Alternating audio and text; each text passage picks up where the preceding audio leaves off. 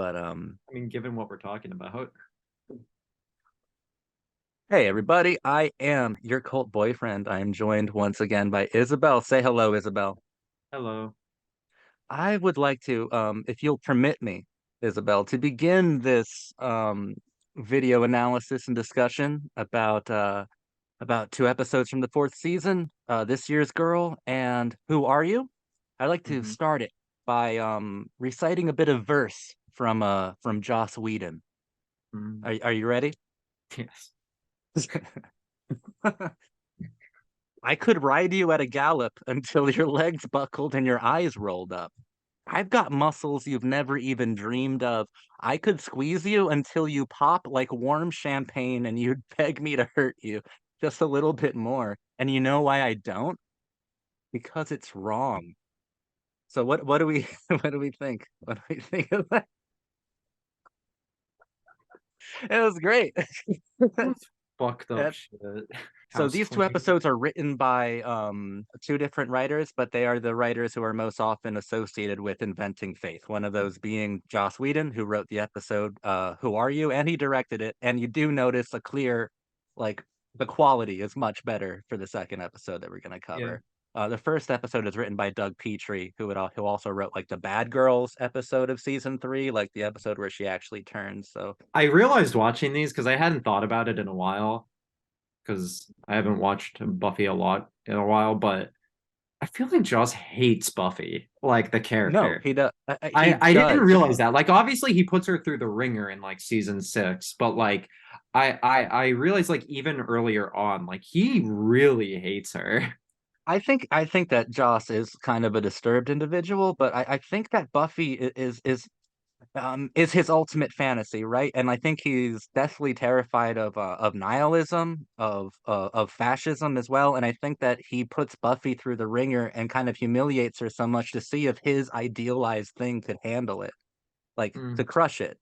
I think yeah. he tries to. I think he tries to crush his own philosophy through Buffy all the time, Hmm. which is where we come to season six, and that's where it gets at its most extreme. But I think that existentialism wins out once again, because I think that Joss is an existentialist there. But I think he's Uh, always kind of hated Buffy. I was actually thinking about it because I've been watching X-Files, particularly season 3, and I realized that it is like the most schizophrenic show maybe ever made. On a episode by episode basis, they completely rewrite like the nature of the two leads. Well, yeah, And Jillian and David had input with Chris Carter on that show. They yeah, had they input. basically and I started reading into it because I wanted to see if like other people felt the same because I was like there are episodes in season 3 where I'm like I feel like I'm watching a completely fucking different TV show.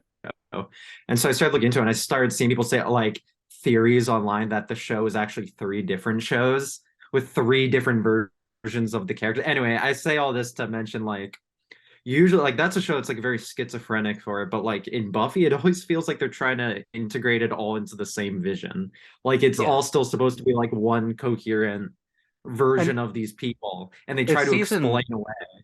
and if season four has an actual flaw, it is that that cohesive vision now has to include a separate television show, just like comic books would, right? Like you have to Yeah, read one issue, then read the follow-up issue in a different.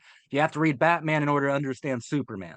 Like they I'm try to get you to sure. watch Angel so much, including with these two. And I'm just gonna jump the gun on here. I know that Faith's storyline from this episode is followed up immediately on Angel, but I'm Mhm. uninterested in analyzing those right now and engaging with those right now. Um, Mostly because I'm not going to cover Angel, and I feel like that's a gateway drug covering the Faith episode I for mean, just doing Buffy. I'm Just sure this. I'm sure at the time like it was a more novel idea. Hmm. You know, obviously like media and There were like really framing it. cool things going on, but it It does was affect. oversaturated today, though. Yeah, there are really cool things going on, and I guess to get to the episodes, I did watch a few interviews with Joss Whedon today, actually about these episodes. These episodes are pretty beloved in the fandom, or at least beloved enough to actually ask Joss Whedon about them. Mhm. And he said this was the start of his like rehabilitation arc for Faith. And that's why Mhm. I'm kind of focusing on these two rather than the Angel ones, because in the Angel ones, it peaks with her breaking down and crying in Angel's arms after sexually and physically torturing Wesley, which is great. We all love to see that. But I like this one a bit more. This one's a bit more ambiguous. Like if you didn't watch Angel and like the last thing you see of Faith is her sitting in the back of that weird rustic kind of pickup truck, like completely alone. It's a bit more ambiguous and I think more philosophically grappling. So that's why Yeah. I'm covering No, I these agree. two. I agree. Um, this is interesting seeing like a part of it does have that dynamic where Joss clearly cares for one actor more than the other, I think, as well when you're I have watching no this. doubt he was much kinder to Eliza on set. Obviously, I don't know, but I'd be surprised to find out otherwise, just based on her descriptions of him, his kind of characterization, because she's always struck me as someone who kind of really understood the assignment with that part, Yes. whereas Buffy is such a chaotic character across the series and such for a character that's like so consistent. She's also like extremely inconsistent in a lot of other ways.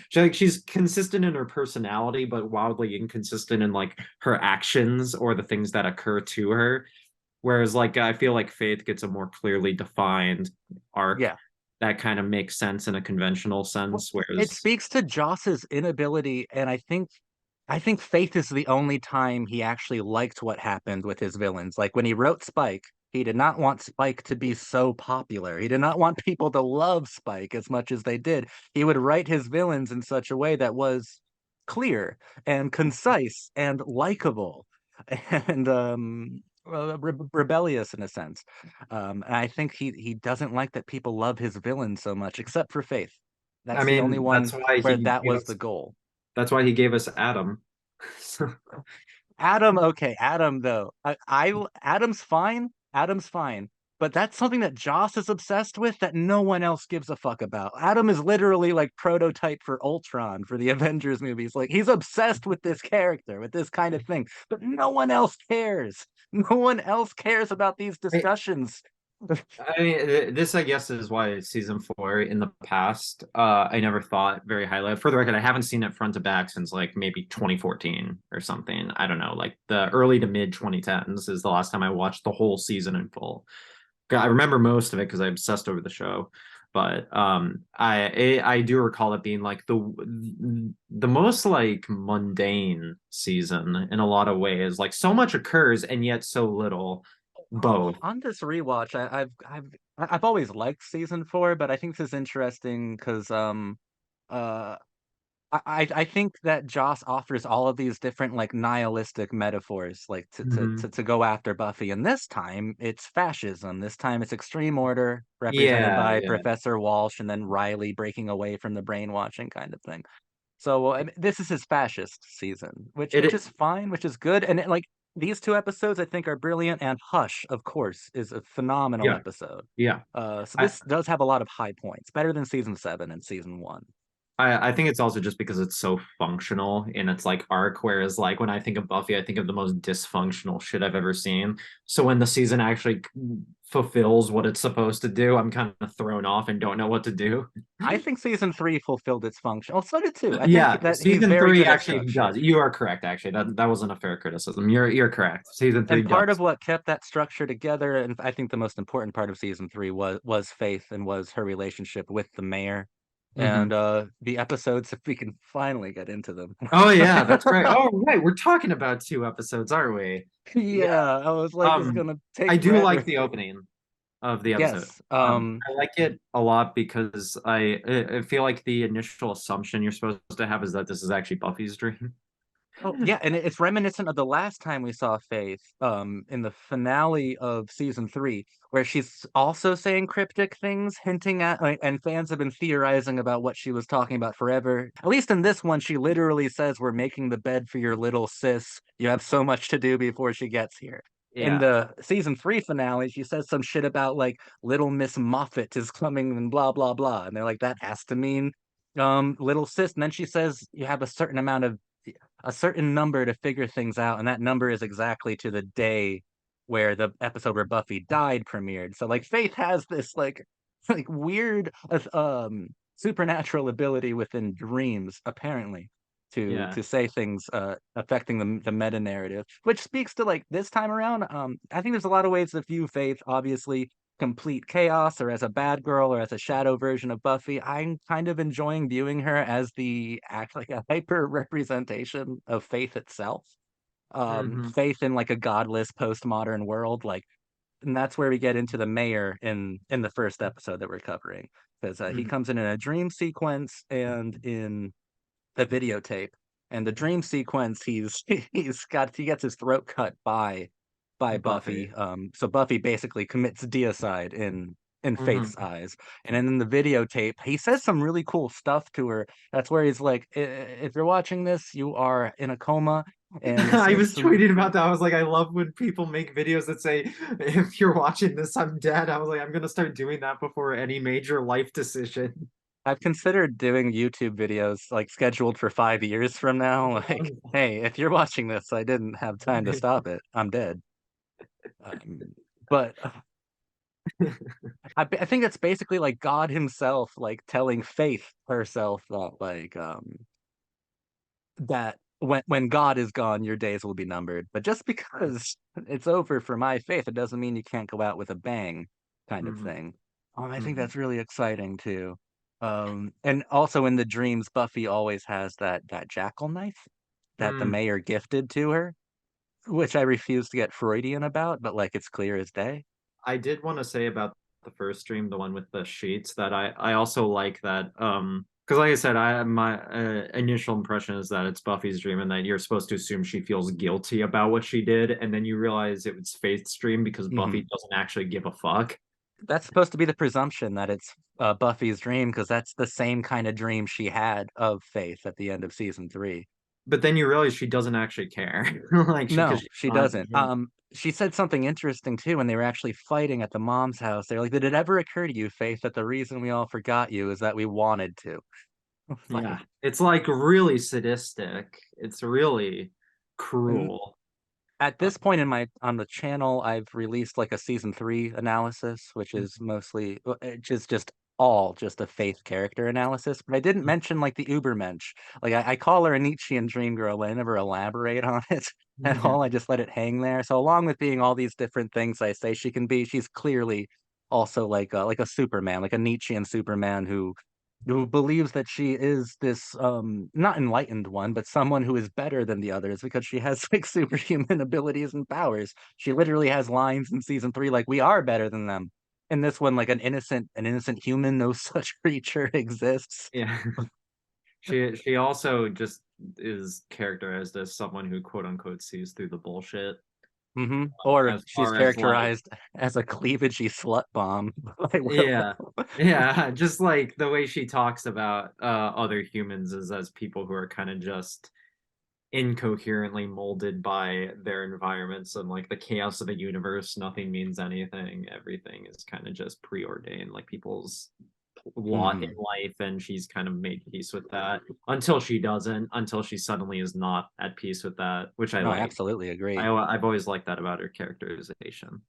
And I think one more thing on the idea of viewing faith as the hyperliteral concept of faith, I think it's pretty damn cool that these two episodes have their finale, their Oh, climax inside of a church. And yeah. it starts with these vampires going like, "What was I so afraid of? Afraid Of the of, Lord? He's supposed to be here. He gave us the address." which is weird And because the then show makes so many allusions to like Christianity and God, and yet also makes is absolutely zero at the same time. but there's something powerful about a girl named Faith showing Yeah. up, this troubled, like forgotten outcast girl showing up to a church. Like God is dead, but Faith is still here, and Yeah. Faith Yeah. will somehow protect the followers. Like Yeah. it's Yeah, still pretty exactly. damn interesting. And It like is great. she's doing, and that's the only time it was also built. I saw Joss Whedon talk about like he wrote his script like around the concept of because it's wrong and has her Yeah. say that mockingly until that one scene of her in the church saying you can't kill these people because it's wrong. It's like the one time she genuinely says it. Mhm. And that truly starts her rehabilitation, I suppose. But I mean, it was interesting to me that like the context didn't totally matter. Obviously, I've seen this season most of, in fact, a lot of episodes in this season multiple times, but it's not super. No, they kind of get. It's the first time I've ever been like so glad that they do like the previously on Buffy the Vampire Slayer, and I'm like, oh yeah, that's where we are. I remember this part, and then just kind of roll with it, and it works. It's also comes at a very nice point in the story where like one arc of the season has kind of ended and Yes. kind of the final stretch, but not quite yet. So it's a nice, easy place to kick in. It does mean that there's parts of this episode that have nothing to do with anything we're really getting at, like the parts of like Adam rallying people in the Well, I mean, who are you? yeah, fair Adam enough. has no idea what. I mean, he does actually. Is it in this episode where he says like, "I know my purpose. My purpose is to kill, and I feel enlightened for it." You Yeah, know, okay, like I know fair enough, exactly what fair my enough, fair purpose enough. is. You guys are afraid because you don't know your purpose. Hmm. An interesting facet to Faith's character that I never talked about before was actually brought up by Eliza Dushku in an interview I read today, where she really latched onto the idea that Faith represented like the working class, whereas Buffy is out there in her designer clothes from her nice Yeah, house with her no. loving mother. I agree. Buffy has always been like aggressively upper middle class, which Yeah, is again, I think part of why Joss kind of detests her in a way. She does have kind of cop energy. And she a no, she little, does. She's in love with a fucking cop, I mean, essentially. she's in love with a like a Marine. She's a white blonde woman who is very like morally superior in most situations of Hmm. the story, and she's surrounded by like people who are totally fucked up And and kind of yeah, become self-actualized through their connection to her. So I can understand the inclination to like viewing her in that mindset, and I can understand the kind of more negative connotations of her character, which is I think why yeah. she goes down the path of like nihilism later Yeah, on. it reframes those early Faith episodes of like she has an inability to connect with these people, not just because she's like, well, even if she Yeah, is because her whole disturbed, thing it's is that for a she's reason. her whole characterization, like the whole like sales pitch for her character is that she's like woefully alone, and this kind of no matter how many episodes go by, still like kind of comes to define her character even in the later And seasons. then you realize it's not just woefully alone, it's abandoned. Yeah, yeah, it's that. Yeah, everyone kind of moves on from her at various points And that's why eventually. the mayor did mean something to her. It's and I think that's why becoming a slayer meant so much to this girl from a working class background because I mean obviously like she was probably heading like towards a nowhere existence. And now Yeah, all of a sudden she's like the one girl in all the world who can as most people from South Boston experience their lives being meager. it does bring a whole new dimension to the character and how difficult she finds it to ingratiate herself into Buffy's friend group, which apart from Xander, I think is pretty like upper class. I mean, I think it says probably something that like Xander is probably the closest person out of the Yeah. whole main cast that she could find anything to relate to, and she kind I of just hates him. I have to, yeah, I have to call Xander like working class considering he's a construction worker for He's a most of the construction worker series. who's like, if I remember correctly, like his parents are divorced or something. Yeah, but a part of me feels like if you have like a basement to live in, it's not like that great, but Doesn't it's look like the also like nicest basement, but yeah, I it's like agree. you have more than a one-story house. And also like he's getting ready to get married and he's still like yeah lives there, Yeah. so there's some degree of privilege there, and also the fact that he's able to, but also the fact that he like doesn't even, he never goes to college, he and But that might be by his own stupidity as well. fair enough. Like I Faith would not have those opportunities. Faith never even was in school in season Yeah, three. yeah, She just lived at a Xander motel. Strikes is like closer to middle class but still kind of like There's a poetry to Faith being at that school when it's demolished, right? Like this girl breaking out of a mental institution, like looking at this demolished high school, like yeah, where her father figure died, essentially, where God died. Like yeah, yeah. you were about to say something about Willow and Tara. Oh yeah, I was just gonna say like they're gay, but also again like upper class Southern California college students. So it's like Yeah, how obviously not that's a contest, but like you know like how you have to compare that experience to Faith as well. Faith, whose like Again, mother was people her mother was like a prostitute, and then her first watcher was like a woman as well who was murdered. That's why she was in Yeah, that's Sunnydale right. I anyway. forgot about that. And then her next watcher was secretly not a watcher at all and like betrayed her as well. And like every authority figure that Faith has ever come into contact with has betrayed her and abandoned her in a very large way. Hmm. So, but there is something that she sees in Buffy, and it's romantic, it's sexual, it's primal, it's adversarial. It's like all of the big emotions. It's like every Yeah, it is every definitely. passionate emotion. It's the yeah, it always struck me as the kind of thing is like Buffy is so much every single thing about in existence that Faith hates that it's kind of hard for her not to love Buffy because it's Yes. like it's literally the most hateable person on the planet. It's impossible for her not to love Buffy because of the way she talks about violence. Violence like turns her on. Violence is this erotic thing for her. It hits all of her erotic impulses, and if she spends most of her time fighting Buffy to the death, she's going Yeah. to grow immensely like Hmm. attracted to that person no matter what as well. It's like a Hmm. psychosexual thing, obviously. But speaking of psychosexual dynamics, they actually switch bodies. Yeah. That's the point of what we're talking about. Um, the mayor gives her this little gizmo that allows her to switch bodies there, but not after I think Faith has another interesting discussion. Well, not really a discussion. She has her mother Joyce as a hostage, and she's going through her makeup, and uh, I think the writing's really interesting, and I think the acting is really interesting too. And I think Joyce is a bit too short with Faith in that scene. Faith is loving that moment because she thinks that, That she has the moral superiority there yeah, over exactly. Buffy because she's Yeah, actually there. yeah, exactly. Because she's actually That's there all. and Buffy's not. No, it's okay. No, I mean I get what you're saying. They try to like undermine Faith's point a little bit by having Buffy actually show up to save her, which Faith thinks seems to think Buffy won't do. But it doesn't defeat the point that Buffy still is not Yeah, there anymore and is revealed in the beginning of the next episode to still never be there. yeah. It's kind of only Buffy's only there when it's a matter of like security for things, never because she wants to. Because Buffy is obviously the worst human being to ever be born. So it's Yeah, of in course, yes, in right, Jaws, Joss? the most deplorable human being of all time, of course. What is the first thing that Faith does when she switches bodies? She Is gets that naked and takes a bash. And you that's where got you see written and directed by Joss Whedon Joss as Whedon? she's extending her leg and like obviously checking herself out. I forgot. Yeah, yeah, yeah. That went like way over my head while I was watching.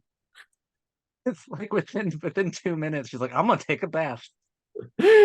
Oh, what a horrible man. Terrible But then human. it gives us a chance to see, I think, I one of my personal favorite moments from the show, and the way that it's cut and the sound editing and everything. When Sarah Michelle Gellar as Faith is looking into her reflection Hmm. and kind of, I don't know, getting into character, but like you can see that Faith is clearly psychotic as well underneath the Yeah. surface, and she's like, because it's wrong, because Oh. it's naughty, like sticking her tongue out and all this crazy shit. And the sound editing is like all like moving up towards a moment, but those kind of jump cuts, those kind of jagged cuts we see throughout this episode, probably just hyper exposing like how Faith is like fragmenting, like Hmm. that's probably what it's showing. But that's something that Joss is doing here that's unique to this episode at least. Hmm. And I always loved that moment. And Sarah Michelle Gellar, I think, is having so much fun being Faith. Yeah. Like she's really Yeah. going for it. Whereas Eliza has to play like sincerity.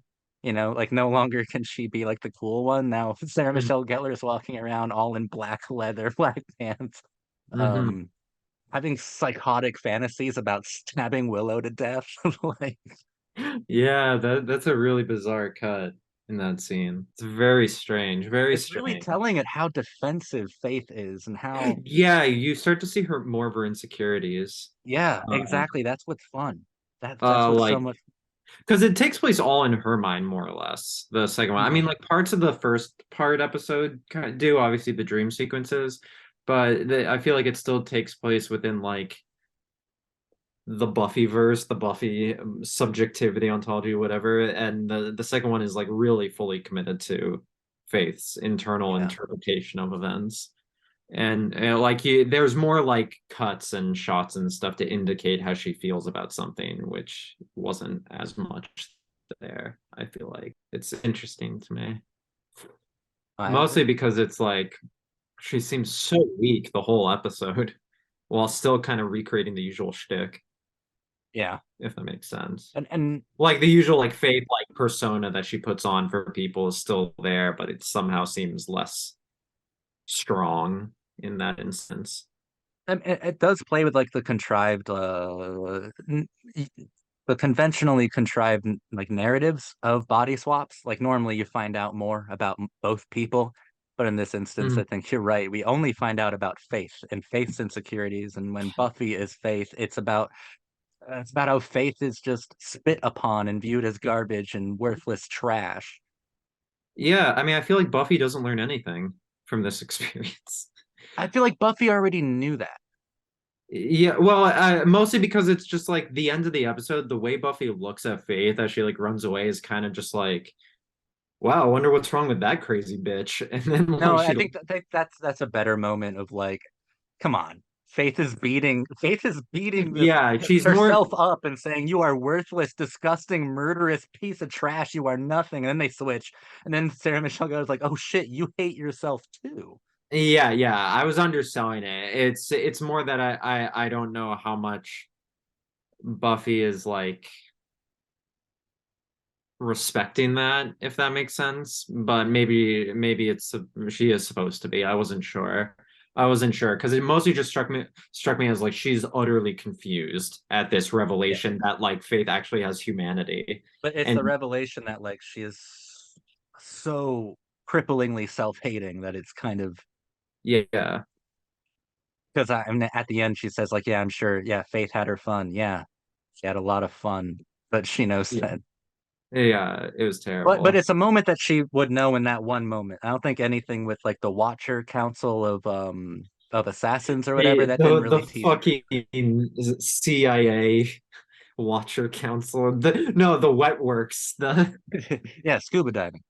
the Wet Works Watcher Squad.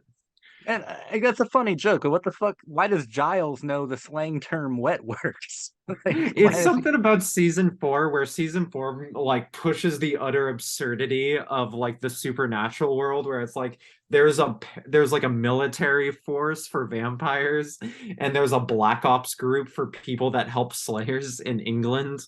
It's Yeah, just like what are their jobs? What do they do all day? But I can't complain too much. I think it's just part of the ride. But and it's very amusing. so And it so does work. It gives somewhere for Buffy to be during the episode because she can't be involved with everything else because that would defeat the purpose of Faith's and arc in the and episode. structurally she can't be having like a great time.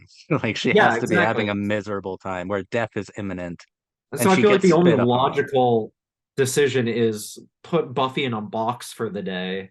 Yes, and I also think it's also effective time or money management when it comes to making a show. You keep one Yeah. character in the same truck. That's not even a set. That's just the back of a truck Yeah, for exactly. For the majority of the whole episode. episode.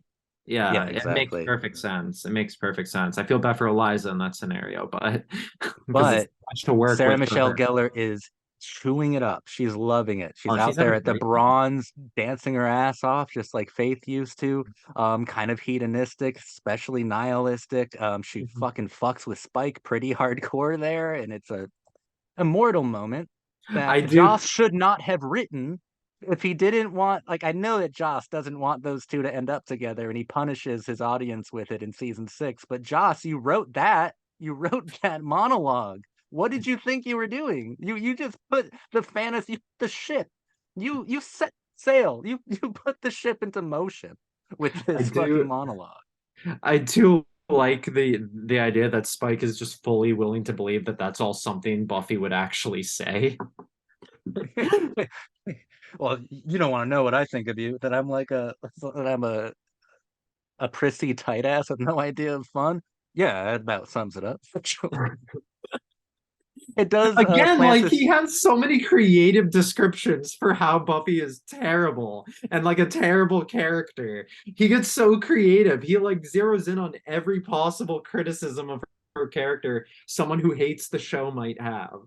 It does plant seeds, at least for, because we don't see Faith again on Buffy until the end of season 7, and Faith and Spike do have a couple cool conflicts. They share a cigarette together, and I think they talk about that scene. Um, those are two characters who definitely understand each other's psychology, if Yeah. given more time to be around each other. Although I Uh, feel like it makes more sense to play her off against Angel, which is why I think in the comics they like pair them up or yeah, and something. she appears on Angel a couple times before season 7 Buffy, but once again, Yeah. we're not David Boreanaz, never heard of him. We're Yeah. not going to I'm just saying, I LA. feel like that makes like more sense as a dynamic. I know I miss Cordelia, but we are staying in Sunnydale. But while at the Bronze, my two favorite characters on Buffy are Faith and Tara, and this is the one scene where they actually interact with each other as characters. And of course, Faith humiliates Tara in a Fair. lot of weird ways because Faith immediately picks up on the fact that that Tara is totally gay Mhm. and decides to pinpoint that as a place to try to humiliate her by bringing up Oz and all this other stuff. And then when Tara stutters, she makes fun of that as well. Really cruel moment, but it's classic Faith. And of course, like Sarah Michelle Gellar is sitting there, like we used to see Faith, like her legs all sprawled out. But then we get like the first one of the first real moments of rehabilitation, or like a glitch in the matrix, so to speak, when Willow points out a vampire at the club, and Faith is just like, "Oh yeah, it's obvious. Oh wait, I'm supposed to. Yeah, Do it's something my about job that. because it's wrong. I must do this." And then she goes and she kills him. And then like the girl who she saved by killing that vampire like grabs her hand and is like, "Just thank you so much." And that Hmm. visibly like affects Faith so much that she's like, "No, no, it's cool. Like whatever. I'm fine." Hmm.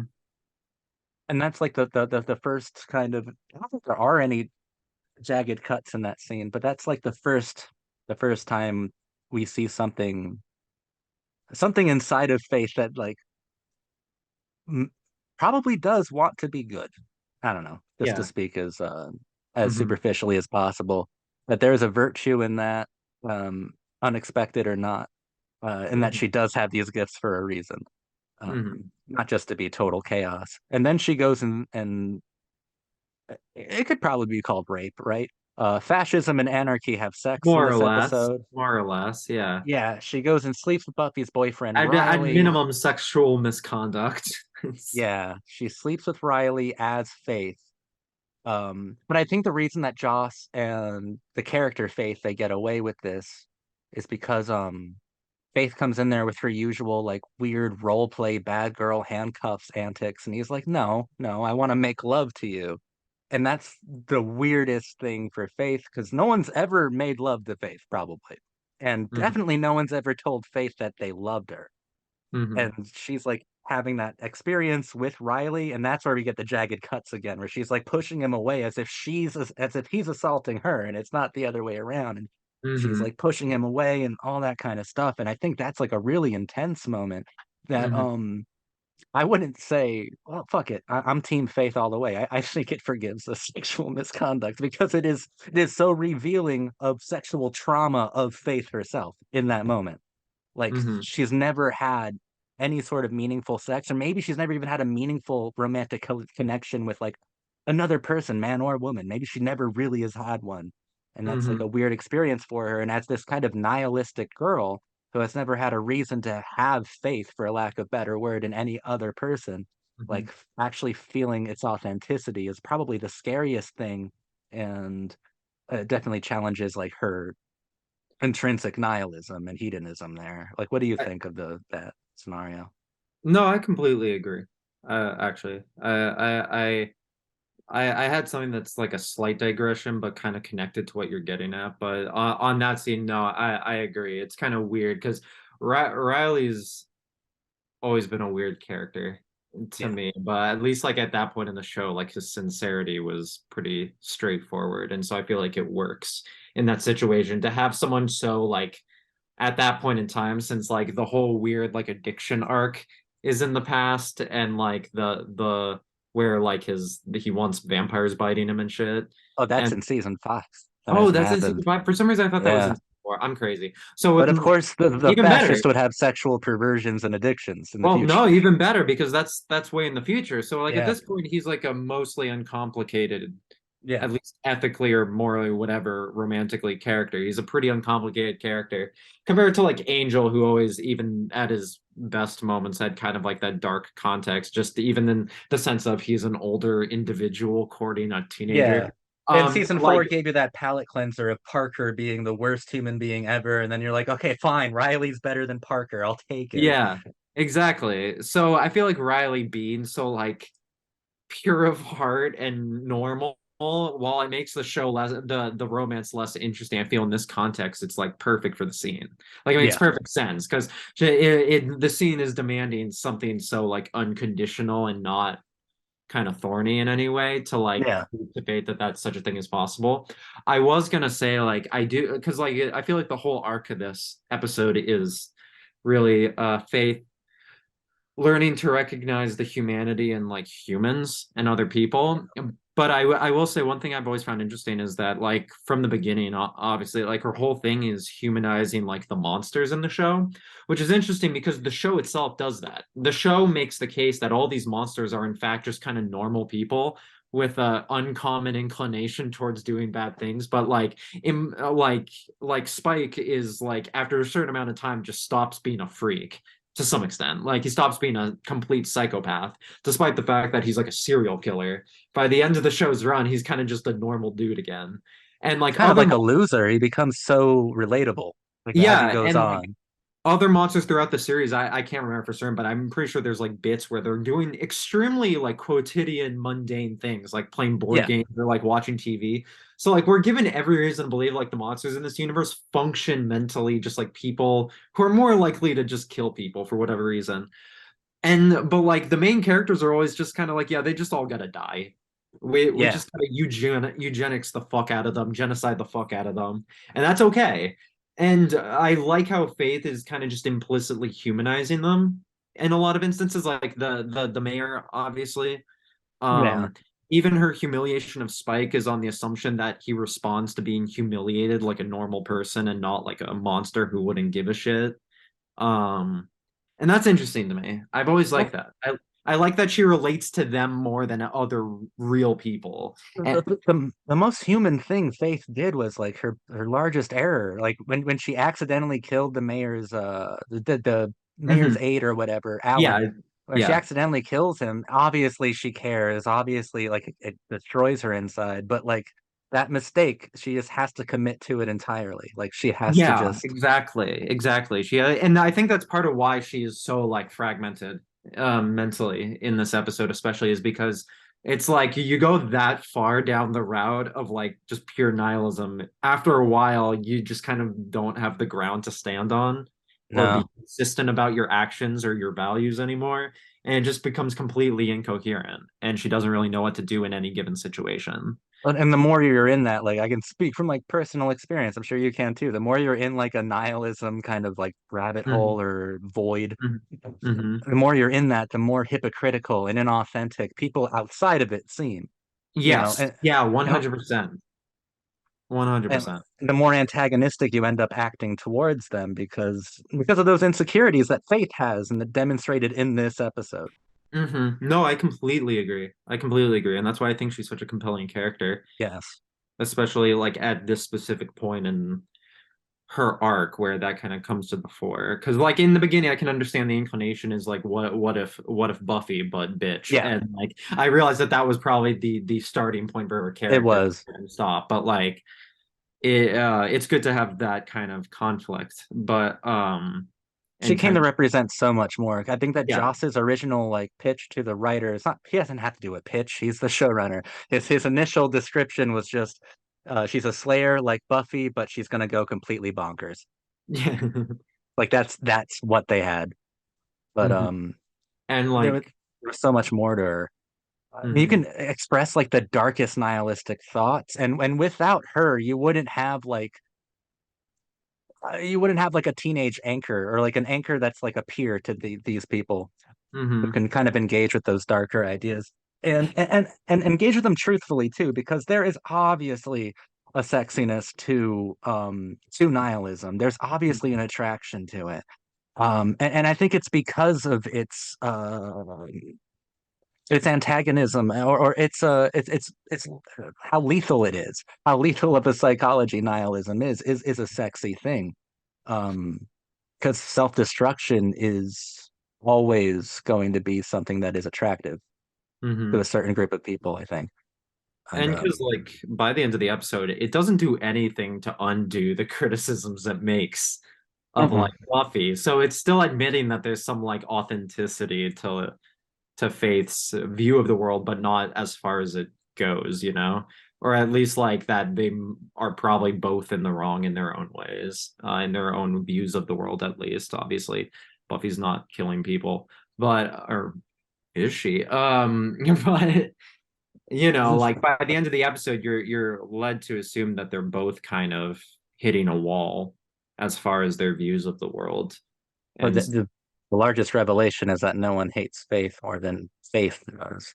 yeah, And like these are great character studies of Faith, but I mean Buffy doesn't have the same journey.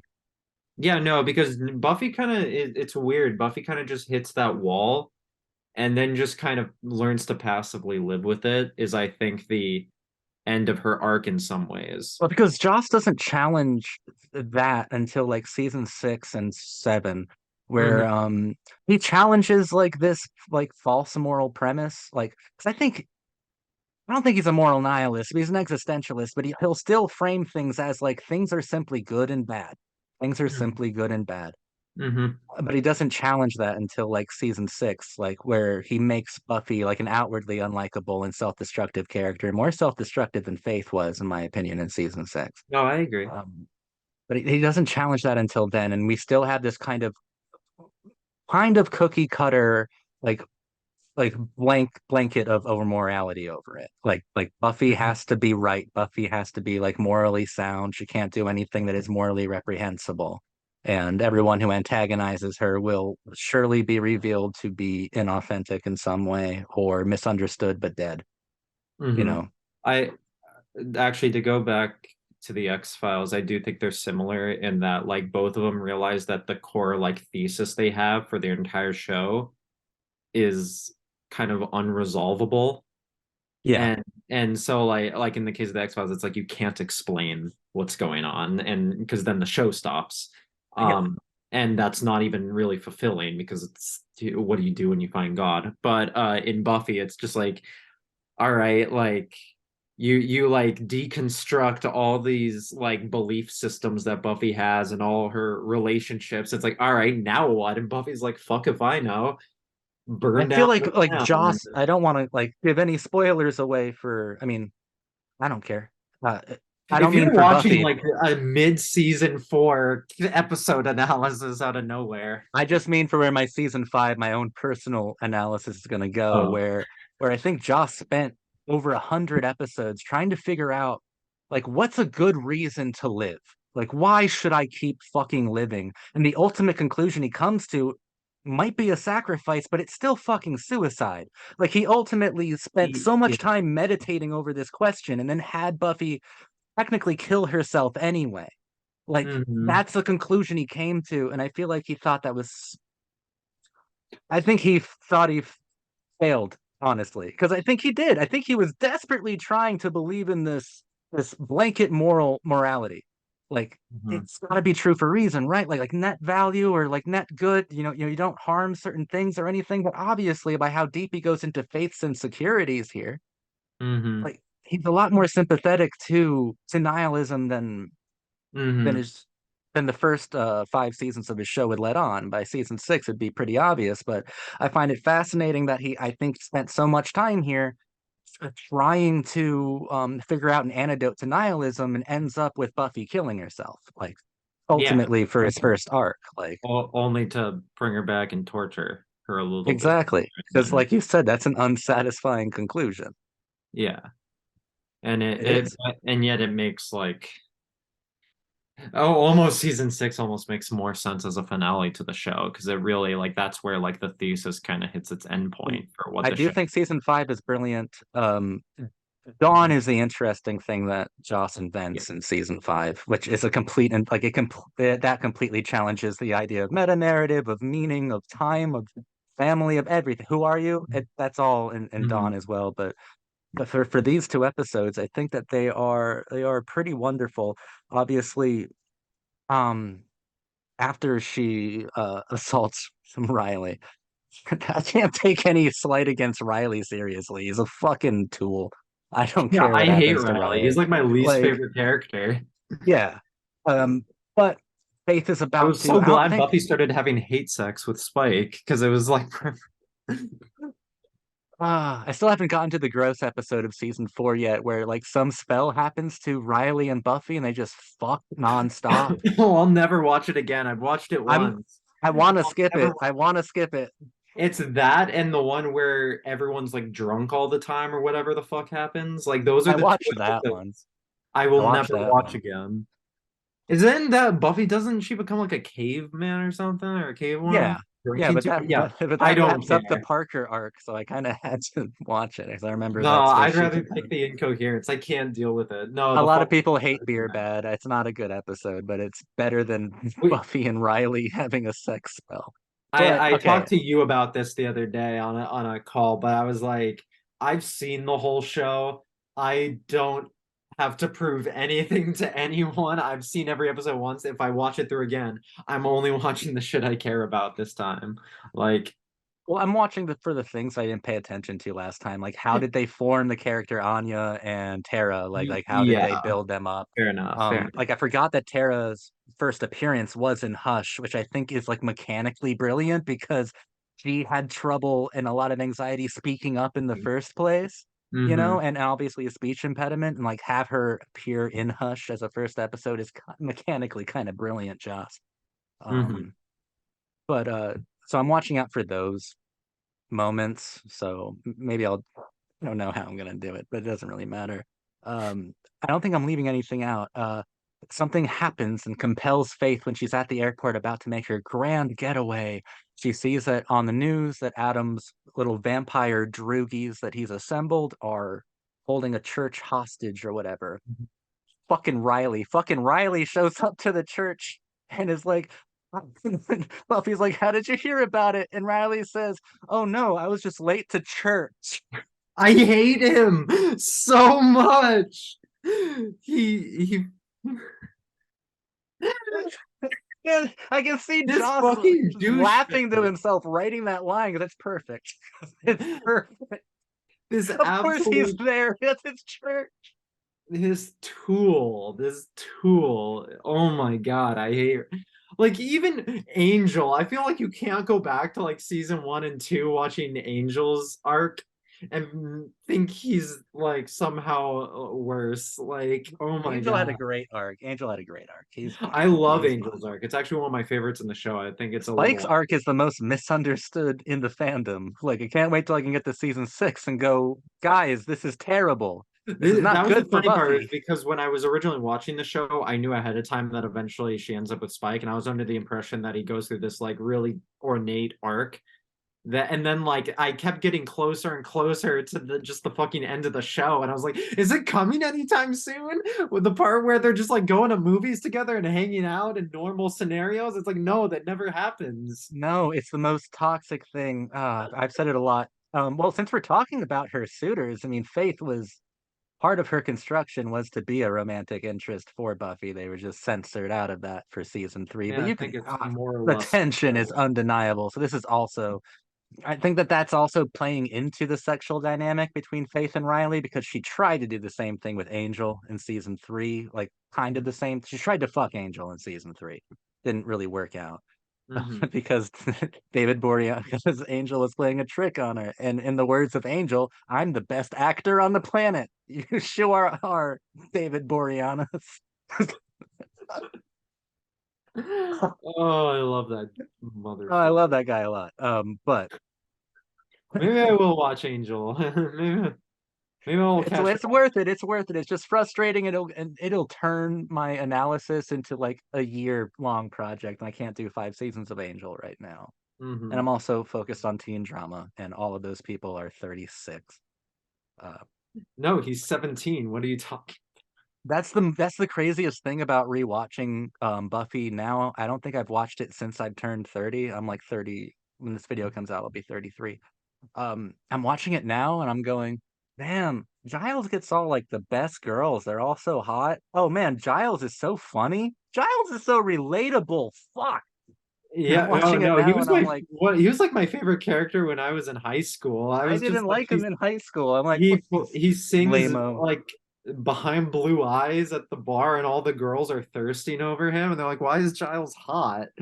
And then he rails Buffy's mom on the hood of a cop car. I'm watching it now and I'm like, I They didn't have a know it was throwaway line happening. about that, by the way, in this episode. Yeah. What's a stevedore?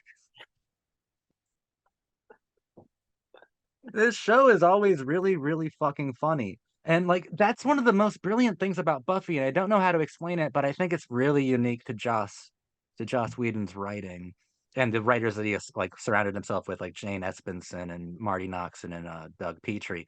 Um, like how it turns so quickly, or it can still be a hilarious scene, and then you get so much introspection and like deconstructionism, like right there, without ever betraying its tone. Like we've talked about really heavy subjects in this episode, and they are portrayed in a heavy and intense way because of like the composition, but it never feels like it's wrong. It never feels like it's That's what I was compromising anything.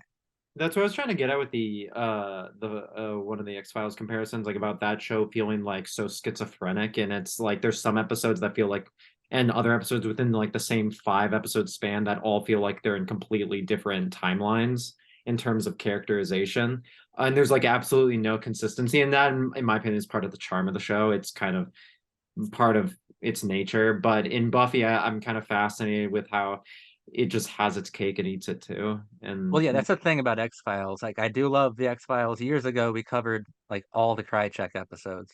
Like you said, it's really self-contained though, because like the psychology of Mulder or Scully can change on a fucking dime. There's no consistency, like outside of the natural like presence of the characters. Like, there's no yeah. real psychological or philosophical consistency unless it's written by Chris Carter. Like, those That's are the why I ones. don't like the idea of like resolving their relationship in any way within the show, because it kind of just undoes the fact that their relationship to each other is completely different depending on which episode you're watching. Right. Whereas Um, Buffy is very much, I think it is, I actually think it's a lot Everything. more consistent than I think you do. I think it's very No, I mean, consistent. I think Buffy is consistent. I'm just saying, like, there's a lot of disparate parts to it Hmm. that you would expect to not really work, and you can debate whether or not they Oh, actually then do. I agree with you. Yeah, and they somehow, I would say they just say fuck it and mash all the shit together regardless and just say deal with it. And so the show, it just kind of like says you have to live with it, that all these things are somehow part of the same. that's the thing that like I think Joss was like a hyper intelligent writer, and I think he learned an awful lot from comic books because I think we're describing like a comic book Yeah, framework. yeah, absolutely. Absolutely. Depending on the arc, one character will be kind of Yeah. relatable, and then like 5 episodes later, they're like killing a child or something. And that's just kind of the nature of a comic book. And I think that's like the nature of Buffy in its own way. Is And that like the two callbacks we got in Who Are You of like the hyena and of Ripper, that's what I mean. um, that's where you'd get the asterisk, like see issue 217. Like, Well, and that's the other thing is like the whole episode is about like because it's wrong, for like people to yeah. die and such, but it's just like But he doesn't reference answer that also though. graduation, and graduation is an episode that culminates with like dozens of teenagers dying Yes. for But no but reason. here's my thing. Like, because it's wrong, and that was Joss's main goal. And like Faith comes to the realization that murder's wrong. But is it like just inherently wrong? Like, what's the thing What's that the makes her, criteria here? yeah, like why is it actually wrong? Why is it no longer Well, and mockingly wrong? This is the same girl who was like the mayor's fucking assassin who just murdered people like yeah, indiscriminately. I was also gonna say, because like she's saying murder's wrong, but like obviously again, like Faith recognized the mayor as a life with value, and Buffy fucking decapitated that dude. Yeah. So I'm like, in what circumstances is it right or wrong? There are parts where I think that Joss is such a vulnerable fucking writer because I can tell he does not, I don't think he thinks that he made the argument in this. And he just continues to have faith in like the inherent goodness or badness of people. And like part of doing this show, I think, is like trying to just sucker himself into, like delude himself, brainwash himself into like having a strong moral framework, which we know he as a person and as a writer Does loses not both. have. Yeah, both are gone. Absolutely none. He is the guy who would write a story that ends with like dozens of teenagers dying on their graduation day. Well, And he then is the kind of guy and who that's would the look in the mirror finale. and go like, don't be mean to these young women. Like don't be mean to the people who work on your set because it's wrong. But like I feel like he's so vulnerable and exposed in a lot of the Buffy episodes, but primarily some of the Faith ones like this one, where I feel like Joss wants to believe um the X-Files callback. Just Ah, I think that Joss wants to believe in that kind of moral binary, but he's done nothing to like to convince. demonstrate that outside of just an inherent goodness that maybe faith can't ignore. Maybe that's part of the larger philosophical thing of like nihilism feels so brutal because it is abrasive, because maybe it's unnatural. Like maybe it is wrong because it's wrong. Like maybe like it is like a harsher like dialectic he's kind of going for here, but I'm not sure. He either failed or he succeeded, but in a harsher philosophical prism. Mhm. I don't. Uh, What? I just said, I don't know. I agree. I think at this point, yes. It's just season six. Joss Whedon is going to be a different animal, a different beast. I need And to still, that's the season that has its most joyous, like, it's a musical episode. It's like, about how everyone won't communicate. yeah. Which is what Hush was about. God damn it, Joss. Yeah, you can't do the same thing twice just by reversing the idea. Just I just want to make sure we get all of our faith stuff, because I'm not going to be able to talk about her again until season seven. And Evan. by then, I'll be so burnt out on Buffy that I won't have the energy. But You just gotta do what that Buffy YouTuber guy does, which is take 15 years to just finish the entire show. oh my God, no, I'll. You know the way my channel works. I'll finish this. Um, what am I even saying anymore? And Faith, but Faith has always been one of my favorite characters here, and it's an archetype I've always loved. And given the fact that it's a TV show, I normally see this archetype in like in films, like we've talked about The Craft and stuff. Nancy is very, very, very similar to Faith, Hmm. but given it's Yeah. a television show, and Joss Whedon is he was once an extraordinarily gifted postmodern writer. You get to do a lot more with her here, and this is a really fun. It's a really fun episode, and yet I think it's the most emotionally and philosophically intense episode of the fourth season, easily. Mhm. Um, Considering that like Adam is going through like the same thing, like he's also like this Frankenstein's monster with sentience, and like the only thing that's scary about him is that he is like the symbol of fascism. He is extreme order, and what's scary about him is that he doesn't have to wonder what his order is. Whatever. Mhm. Faith is a lot more interesting in this respect because I think she's also a nihilistic icon as well. Only she's being confronted like aggressively. Like I think it's like violent each time she has those fragments, those moments of like, oh, I just helped this lady in an alleyway and she was thanking me, and it feels fucking weird, but also reassuring. Like, "Ugh, Mhm. I don't like this feeling, or this guy is telling me that he loves me, and I just actually was intimate, like in the truest sense with this person. Like it's Mhm. a lot more. Those moments to me are like more aggressive than anything Adam does. Mhm. And that might be the problem with season four, is that its big bad is a little less compelling. Although I do think that fascism is a theme that should be explored in a teen show about nihilism, essentially. Um, Mhm. and it's done pretty well. It's just that you know, Mhm. Faith and Spike and Drusilla are dangerous villains because they're very likable. They're like they're extremely charismatic, and they all have these interesting quirks about them, and I can't tell outside of I can't tell if Joss wanted these characters to be this likable. I think Faith he did, but what do you think, what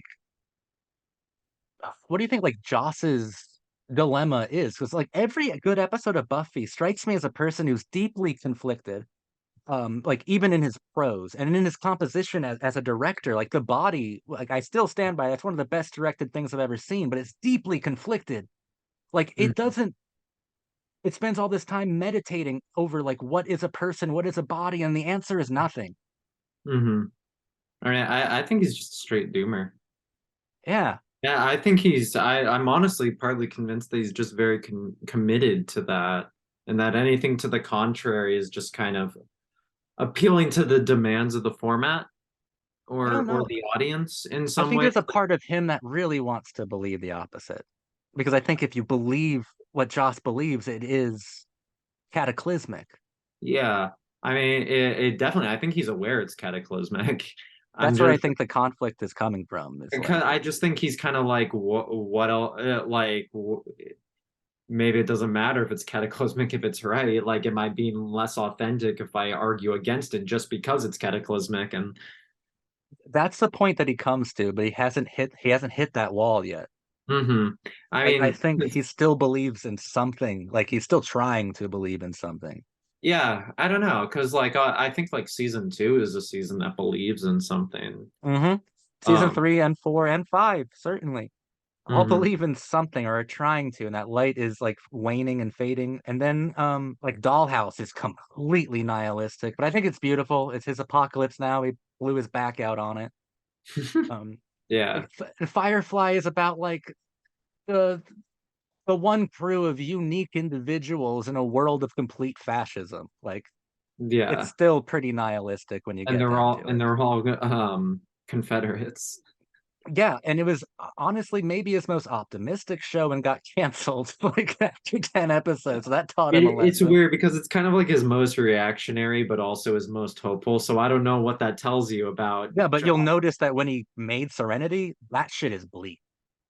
That Yeah, shit is I that's just said something about the idea that like the most optimistic thing this man is capable of doing is only optimistic by virtue of him feeding into his more reactionary tendencies. yeah. And then Buffy, the one show that's just like completely doomer, is him kind of actually appealing to more, in some ways, to more like progressive politics and I such. gotta think that this character is something that he held on to for like so long, considering like the movie that was made originally and how he didn't like that. It still kept it, like still made a point of keeping the rights and keeping it close to him so he And can even make, referencing it in the show as yeah. more or less canon. I don't think the movie itself is canon, but like the gist of events is at least somewhat canon with the show.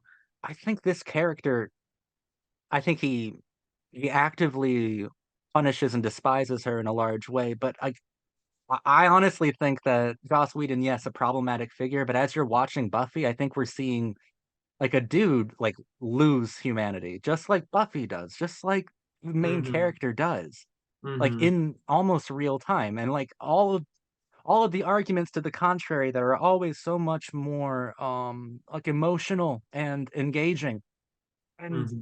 he never actually comes to a meaningful solution. It's always a nihilistic one that feels more truthful. Like The Body is one of the most truthful kind of episodes ever, No, I and that's the agree. realization it comes to.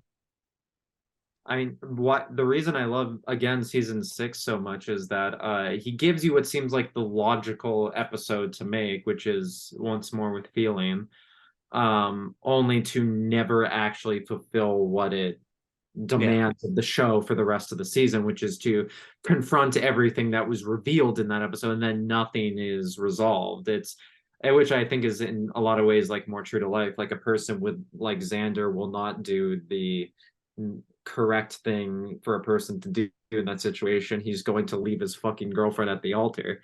Like that is what he's going to choose to do. But I also like just in the idea that the show makes it pretty clear that the only healthy relationship Buffy will ever have is the one she had with Angel pre-transforming. It will never be reignited. It will never come back. No.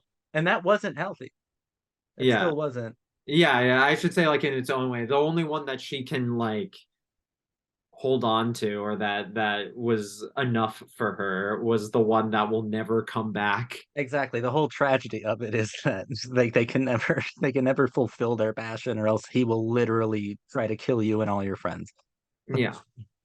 But Although even if he couldn't, I feel like the show just makes the case that it's just like, nah, no, and just no, I don't want it to. They don't even try to like well, give you it the comes into friends shenanigans. like a larger thing I want to discuss, because I haven't gone into this in my analysis videos either, is the idea, and I think season 7 is the one that kind of attacks this. Like another thing that Buffy just sets down and we just have to believe it is destiny. And that's part of what like is part of Faith's acceptance, right? Like it is her destiny to be Mhm. a savior of mankind, like because that's just an inherent moral good, I guess. But like destiny plays such an important role on the show, but it doesn't feel too constricting, but it does sometimes. Like what do you think Joss's idea of destiny is? And I say in season 7 he combats this because there are like 1,000 slayers, or there's at least like 12 other slayers at that point, so it's not really I that forget what is special. the justification for that. God, I don't remember. I really don't remember that. I know they destroy the Hellmouth, and then like there's a bunch of charge slayers everywhere else, but they keep the potentials at their house. And then I think they all get activated when the Hellmouth goes away, and I don't really remember exactly though. Interesting. But as far as predestination, no, I mean, I feel like the show makes the case again and again that people are just who they are, and I mean, like in some sense, I think you might disagree. That he, in some sense, I think he kind of argues that people don't change. Obviously, like Faith is an interesting instance, but it's like even in that, Faith changes by like kind of understanding who she is as a person better. Whereas like other people in the show, like they never really start making different decisions, you know? Again, like I keep using Xander as an example. I think he's like the best possible I mean, example of a character that just kind of understands who they are better and they kind of act accordingly. But their nature doesn't change in some it's ways. Spikes does though. Like Yeah. he, Yeah, um, with the help of Angel's clearly does. Angel was cursed into changing though. yeah, yeah. I mean, even Angel's kind of beginning situation is its own kind of fate. He's like fated to be Yeah, like exactly. tormented and feel responsible for things that he is objectively not responsible for. Destiny. Well, then again, maybe this is part of what Joss is ruminating over too, because like Adam is so scary because he completely understands his purpose, because destiny is purpose, right? Like destiny is like knowing your purpose and going for it or something. Hmm. Like that's close to it. And Hmm. that is that's villainized in season 4 at least, or at least with all these fucking villains who have this apocalyptic end goal and do everything like their only actions are in service of that end goal. Angelus did it, Master did it, and so did the Yeah, again, mayor. like literally every major plot, at least if I recall in like the first half of the show's run, is something that is a prophecy in a book somewhere. Yeah, Something they directly parody in the Zeppo. They parody that, which is the joke is that yeah. the new biggest apocalypse of all time is occurring, but it's all behind the scenes because you've seen it like 7 times already and you don't They, care. they referenced that in this episode too. Like, Yeah, um, exactly. They but keep making jokes about it, about like how like the routine of things being destiny and mhm. And Anya unavoidable. saying, "We're gonna go have sex in front of candles," and Faith goes, "Don't want to miss those 7 minutes." And Uh, Xander's also like concerned in the first episode that Faith, he's determined Faith is going to go after him yeah, because because we have a she's a, history. We have a history. As if he matters fucking at all. I know, right? Oh my God. But but every single apocalypse, and just like Riley, I find myself needing to know the plural of apocalypse, which is another great line from season 4. Every single one has been overturned. So like Yeah. destiny, because it's not just destiny, it's duty, right? Because faith is also, because I'm trying to relay this all back to faith. It's like I think Joss was having these same problems when Well, he was yeah, I writing mean, it. because like the whole thing is, I mean, obviously the premise of the show is sort of predicated on the idea that Buffy is supposed to die pretty quickly, but just never Yeah, does. exactly. Um, But so is and, Faith for that matter. and I was about to say, yeah, the same exact scenario happens to Faith, which is that presumably she is supposed to die, and you can interpret that in other ways, like the fact that she is poor or Hmm. from Boston, and as we know, most people from Boston should also die. Especially Southeast. Yeah, I loved her cameo in The Departed. No, like she also presumably should have that Yeah. fate as as a person that is kind of like abandoned and forgotten by the world. She's not really supposed to be superpowered. She was supposed And to she like doesn't receive the care that Buffy does. Like I think early on, Faith knows. Well, it's also Buffy gets to feel special by being the only one, and the only reason there are other Slayers is because she's like died and came back to yeah, life she to. died really quickly too. Whereas Faith is like, okay, you're the chosen one, but there's another one, and she's a cute blonde from sunny, rich California. Like She, she's she she's an upper middle class, a single child from Southern California with a who lot of friends who only hangs out dates with like an vanilla male models. Like, who has an adult male father figure who doesn't abuse her, yeah, who crazy. will not try to take advantage of her, and so on and so forth. A revolving door of TV ready attractive boyfriends, Exactly. all older, chiseled, and with jobs like detective, serial killer, marine. So like if we put ourselves into that psychology of like an underprivileged girl like that, like being granted immediately, like awakened with superpowers. And it's like you are actually one of the most or the most instrumental girl in the entire world. Like you're going to help save everybody. And then even like But someone not just, really. but not really. But then again, like the mayor I like to view as a sort of like omnipotent father-like figure, which would make him God in a sense. Like even if he wasn't, he's the mayor of Sunnydale. He is so important, so much more important than a librarian. So I think a lot of what she does is in direct competition with Buffy. Like she has the more like important father figure. She has like Yeah, because like I don't know how much the mayor made, but I do feel like the status the part of it status, yeah. is Like, supposed to be important there. and I think that like a large part of her trusted Buffy. And when she killed Alan, that was a big fuck up. But also before that, Buffy was growing wearisome of Faith's you know, see it, want it, Cleavage. have it, like stealing and breaking into shit. She was tired of Faith's cleavage. I don't know how you could ever be, but still. And then she comes back and Buffy's already got a new boyfriend. Yeah, yeah. And I picked up on some like some definite like sexual energy with like I thought you were trying to kill me in the first place because of how much you loved like your first boyfriend, and now I come back like less than a year later, 8 months later, and And you're you've not even already with him anymore, and you're gonna kill me over that guy. it's really Because that's why she's disturbing. in the coma because Faith had like poisoned Angel with a bow, and then the only Yeah, thing that yeah. could save him was Slayer blood. So they were gonna she was there to kill Faith and get all of her blood to give to Angel. Like that's Again, why like she was there. I, the show just keeps making the case that Buffy's like the worst yeah, human being alive. and I know that it was Faith's fault that he was poisoned, but at the same time, you're about to make this young working class girl an actual blood commodity for like a 260-year-old serial killer, essentially.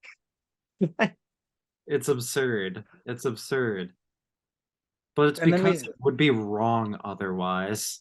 exactly, and the mock, and I buy it. The composition and the writing and the acting is good enough that I buy it within the framework of the episode. I don't believe that Joss Whedon believes it. I don't. Which But part? I think he knows he's supposed to because it's wrong. And Yeah, nihilism is too harsh of a pill at that point to swallow. But I mean, a it's couple what it seasons is. later, he'd be exploring it fully, Hmm. but without faith. Faith Yeah. won't be there for Would have that. been better if she was there. God. Or maybe Oh not. my, no, I want to. Yeah, yeah. Faith and Buffy having violent destroy a house sex. That's a lot Oh more no, interesting to just me. because I know if she did come back, it would have just been to be a good guy with Buffy, and the conflict would have had to be at least, I mean, I say that, but obviously, like they were able to maintain some degree of conflict between Buffy and Spike for like several seasons. But Yeah. I don't know how that would work with Faith necessarily. That's a fascinating character. She always can act like a little bit of a wrecking ball when you throw her into situations like these. Challenges characters in interesting ways and cool ways. And I always love having Faith around. Have anything else to say about Faith? I think we covered it. I think we covered the whole show. Yeah.